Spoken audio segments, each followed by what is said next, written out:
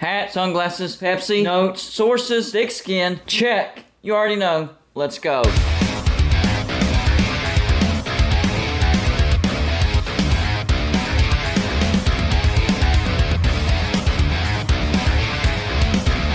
Golden Blued is a college football YouTube channel for entertainment. So make sure to hit that like and subscribe button. And let's get into our next college football video. Well, National Signing Day is wrapping up, and even though West Virginia didn't lose any key recruits or any major flips or anything like that, number 38 in the nation as far as the recruiting class ranking goes, that does not sit well with me. That does not make me feel much better about the future.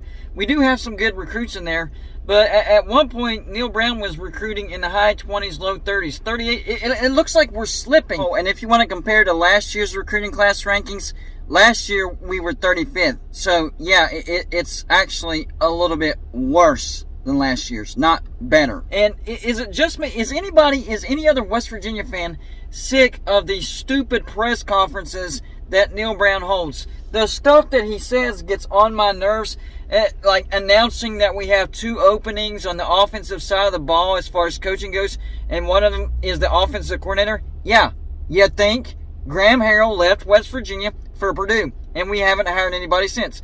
Of course, there is an opening at the offensive coordinator position, and yet at the same time, on the defense, there are no openings. What side of the ball was terrible last year? Defense. What side of the ball kept us in games that we shouldn't have been in games?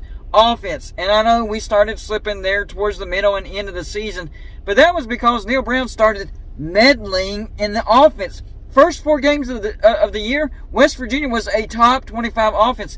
Then all of a sudden, as if magically, West Virginia's offense starts looking different in the Texas game, and it starts to look mediocre at best.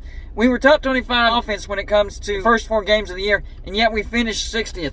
How does that happen? I'll tell you how it happens. It happens when the head coach doesn't give full and complete control over to the offensive coordinator. And that's probably the main reason why Graham Harrell left West Virginia. He knew he didn't have total and full control, and that wasn't changing. Neal Brown has proven he's not going to change. And I'm not here to bash the guy. That's not what I'm doing, although I'm sure it comes off that way. I'm just saying, if you want to get better and what you've done hasn't worked, then you have to change by necessity. You can't keep doing the same thing over and over and over and expecting different results. We all know that is the definition of insanity.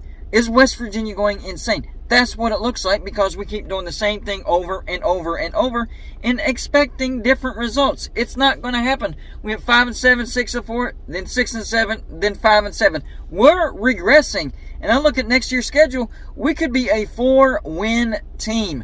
A 4-win team. And that's if we win the backyard brawl at home. And I think we can beat Pitt. But if we're a terrible football team, even home field advantage might not be enough for West Virginia to beat Pitt at home. That's how bad we could be. I'm going to be at that game. I am not pulling for West Virginia to lose that game. Do not get this twisted.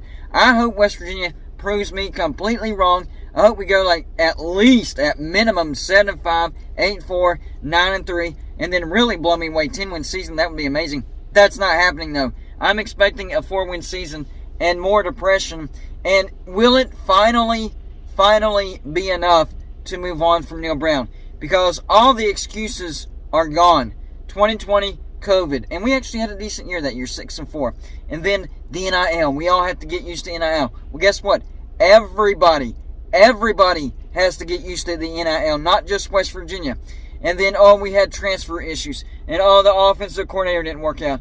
And, it was a Shane Lyons. Well, Shane Lyons is gone. And we're going to have a new offensive coordinator. We're starting to adjust to the NIL. COVID, yeah, you can't use that as an excuse. So all the excuses are gone. So if we have a terrible year this year, what's the excuse going to be?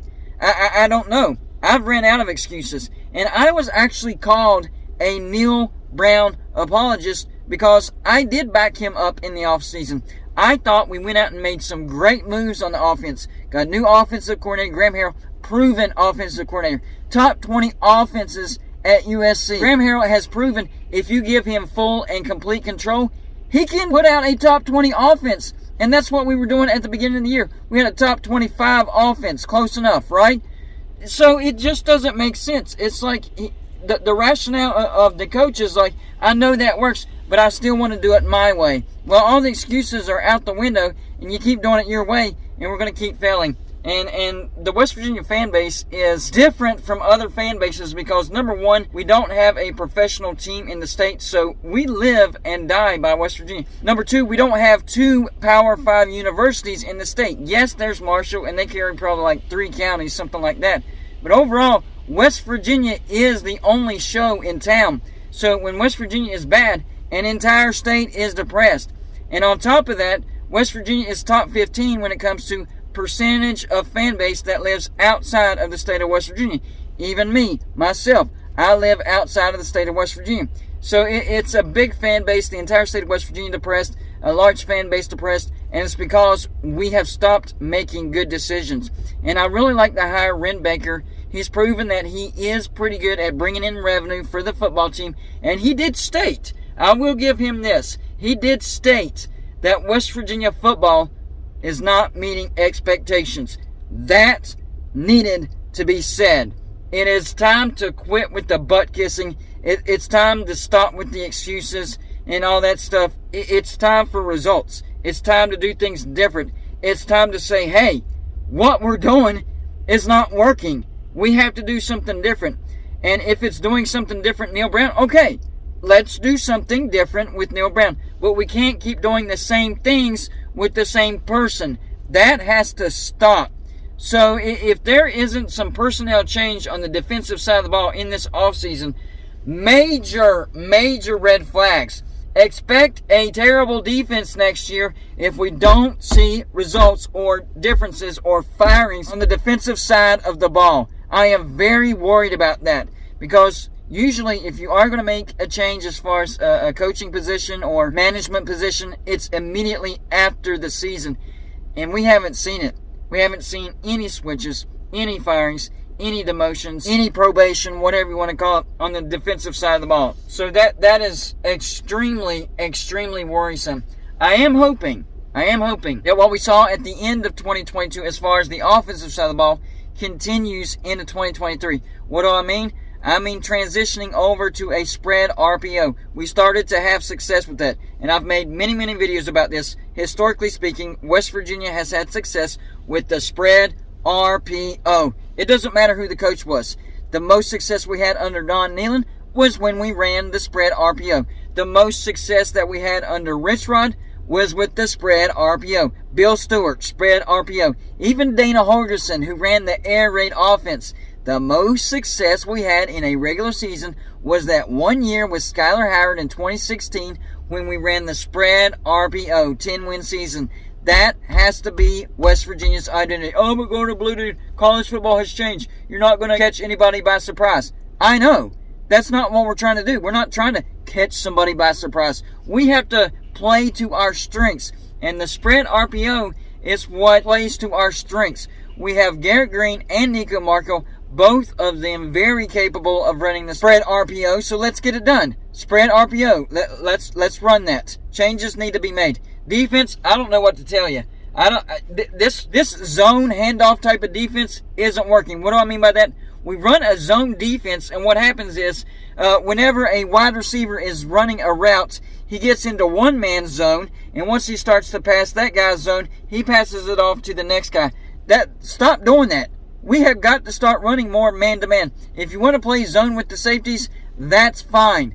But we have the speed at the quarterback position to run man-to-man. This hand it off to the next guy's zone isn't working. They're finding the holes in our zone. And the holes in our zone is like Swiss cheese. The middle of the field was absolutely wide open on almost every single play that the opposing offense ran. Get rid of that.